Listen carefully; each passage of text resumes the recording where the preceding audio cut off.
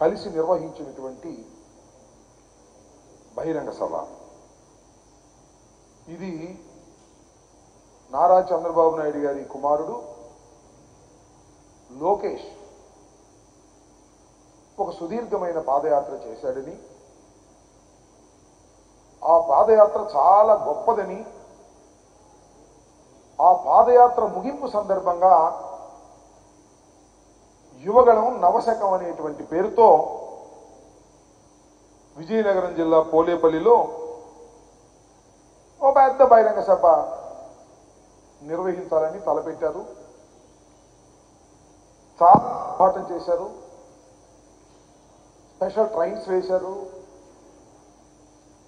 బస్సులు వేశారు, రాష్ట్ర నలుమూలల నుంచి జనాన్ని సమీకరించేటటువంటి కార్యక్రమం చేశారు. 6 లక్షల మంది కార్యకర్తలు అక్కడికి వస్తారని, జనసేన తెలుగుదేశం పార్టీ కలిసి అద్భుతమైనటువంటి ఒక పబ్లిక్ మీటింగ్ని ఏర్పాటు చేస్తున్నామని, లోకేష్ గారి యువగళం పూర్తయిన సందర్భంగా దీన్ని నిర్వహిస్తున్నామని చాలా ఆర్భాటం చేశారు, చాలా గందరగోళం చేశారు, చాలా పెద్ద ఏర్పాట్లు చేశారు. చివరికి చూస్తే ఆ బహిరంగ సభ తుస్సుమనిపించే స్థాయిలో జరిగింది. ఏంటంటే రాంబాబు గారు తుస్సుమనే స్థాయిలో జరిగింది, పెద్ద పెద్ద విజువల్ చూశారు కదా అని చాలామంది అనొచ్చు. నేను మనవి చేస్తున్నా, 6 లక్షల మంది వస్తారని ప్రచారం చేసుకుంటే ఎంతమంది వచ్చారు?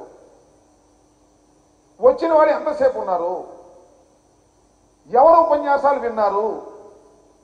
మధ్యలో ఎందుకు వెళ్ళిపోయారు? దీన్ని విశ్లేషించుకోవాల్సినటువంటి అవసరం తెలుగుదేశం పార్టీకి, జనసేనకి ఉంది అని ఈ సందర్భంగా నేను చెప్పదలుచుకున్నాను.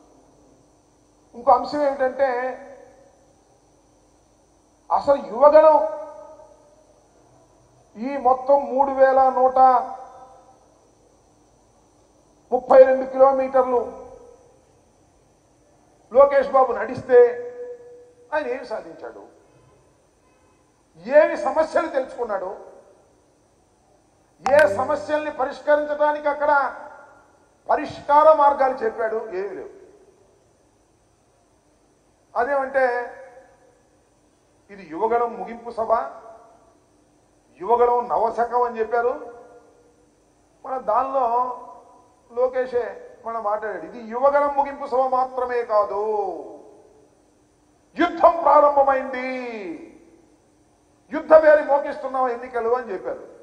ఏం మోగలే అక్కడ యుద్ధ పేరు, ఇష్టం వచ్చినట్టుగా మాట్లాడేటువంటి ప్రయత్నం చేశారు.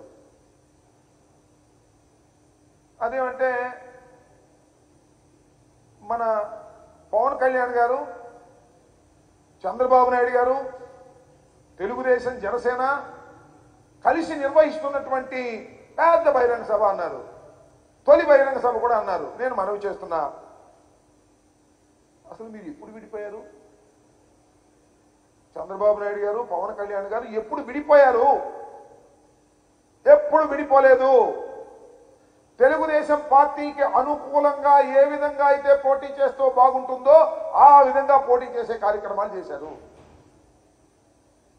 2014లో ఆయనకి సపోర్ట్ చేశారు. 2019లో విడిపోయి పోటీ చేస్తే చంద్రబాబు నాయుడు గారికి ఉపయోగం కలుగుతుందని అనుకొని విడిపోయి పోటీ చేశారు. ఇవాళ ఓట్లు చీలకోకుండా ఉండేందుకు కలిసి పోటీ చేస్తారట, జగన్మోహన్ రెడ్డి గారిని ఓడిస్తారట. ఇది తప్ప ప్రజా సమస్యల గురించి మీరు అక్కడ మాట్లాడారా అని నేను అడుగుతా ఉన్నా. నేను ఒక విషయాన్ని ఈ సందర్భంగా ఆంధ్ర రాష్ట్ర ప్రజానీకానికి గుర్తు చేస్తున్నా. 2019 ఎన్నికలు అయిపోయిన తర్వాత, జగన్మోహన్ రెడ్డి గారు ముఖ్యమంత్రి అయిన తర్వాత ఆ రోజు నుంచి ఈ రోజు వరకు మేము ఏమి చెబుతున్నామో ఒకసారి ఆలోచించమని మనం చేస్తున్నాం. చంద్రబాబు, పవన్ కళ్యాణ్ కలిసే వస్తారు అని చెప్తున్నాం, కలిసే ఎన్నికల్లో పోటీ చేయబోతున్నారు అని చెప్తున్నాం.